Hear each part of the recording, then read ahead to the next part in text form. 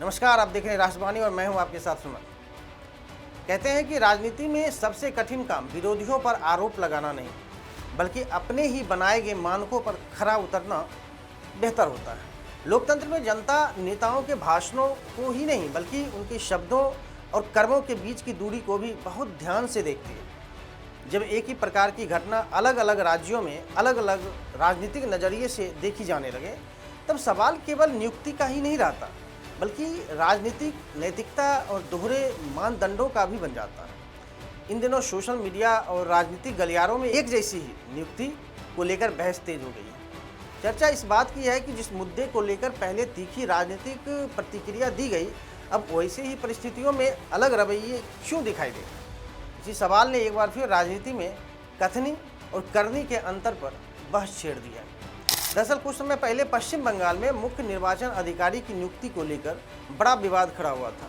उस समय विपक्ष की ओर से आरोप लगाए गए थे कि चुनाव प्रक्रिया से जुड़े अधिकारी को बाद में महत्वपूर्ण प्रशासनिक पद दिए जाने से निष्पक्षता पर सवाल उठ सकते हैं। इस मुद्दे पर कई राजनीतिक नेताओं ने खुलकर प्रतिक्रिया भी दी और सोशल मीडिया पर भी इसे लेकर व्यापक चर्चाएं तेज हो गई। लेकिन अब केरल में एक वरिष्ठ IAS अधिकारी की मुख्यमंत्री कार्यालय में नियुक्ति को लेकर राजनीतिक बहस शुरू हो गई है। विपक्षी दलों का आरोप है कि यह मामला भी काफ़ी हद तक उसी तरह का दिखाई देता है जैसे पहले दूसरे राज्यों में देखने को मिला, यानी कि बंगाल में। इसी आधार पर राजनीतिक विरोधी यह सवाल उठा रहे हैं कि यदि एक राज्य में ऐसी नियुक्ति पर आपत्ति जताई गई थी, तो दूसरे राज्य में उसी प्रकार की नियुक्ति को किस नज़रिए से देखा जाना चाहिए। यहीं से राजनीति का सबसे दिलचस्प और सबसे विवादित अध्याय शुरू होता है।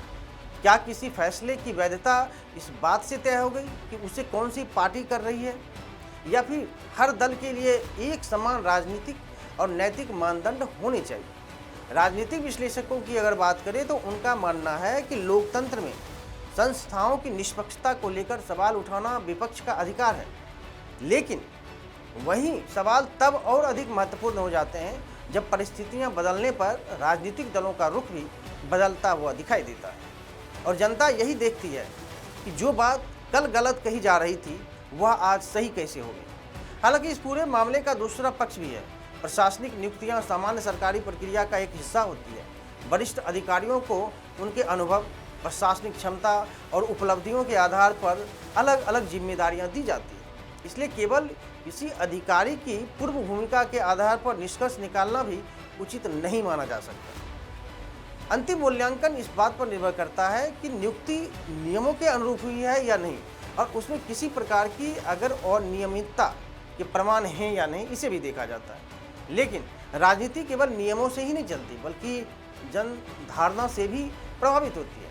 जब एक ही तरह की घटना पर अलग अलग समय में अलग अलग बयान सामने आते हैं, तब विरोधियों को सवाल उठाने का एक अवसर मिल जाता। और यही कारण है कि इस मुद्दे को लेकर सोशल मीडिया पर बहस लगातार तेज होती जा रही है। इस पूरे विवाद ने एक बड़ा दार्शनिक प्रश्न भी खड़ा किया है कि क्या राजनीति में सिद्धांत अस्थायी होने चाहिए, या सत्ता बदलने के साथ उनकी परिभाषा भी बदल जाती है। क्योंकि लोकतंत्र की असली मजबूती तब मानी जाती है जब नियम और मानदंड व्यक्ति, दल या फिर विचारधारा के अनुसार नहीं, बल्कि समान रूप से लागू हो। जनता भी अब पहले से कहीं अधिक जागरूक है। सोशल मीडिया के दौर में पुराने बयान, ट्वीट, राजनीतिक प्रतिक्रियाएं कुछ भी सेकेंड में सामने आ जाते हैं। ऐसे में किसी भी दल के लिए अपने पुराने रुख से अलग जाना आसान नहीं रह गया। हर बयान की तुलना होती है और हर फैसले का राजनीतिक मूल्यांकन है।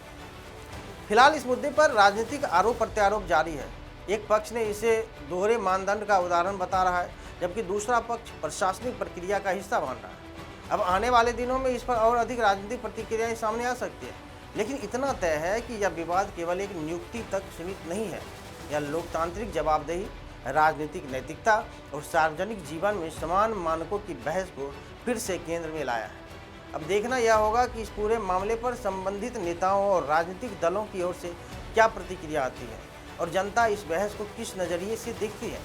फिलहाल इस पूरे मामले पर आपकी क्या राय है कि क्या सभी राजनीतिक दलों के लिए एक जैसे नैतिक मानदंड होने चाहिए? क्योंकि बंगाल में जिस समय सचिव के पद को लेकर जिस समय राहुल गांधी ने तमाम प्रकार के आरोप लगाए, केरल में वही चीज़ दिख रहा है। अपनी राय इस मामले पर जरूर रखें। तब तक के लिए धन्यवाद।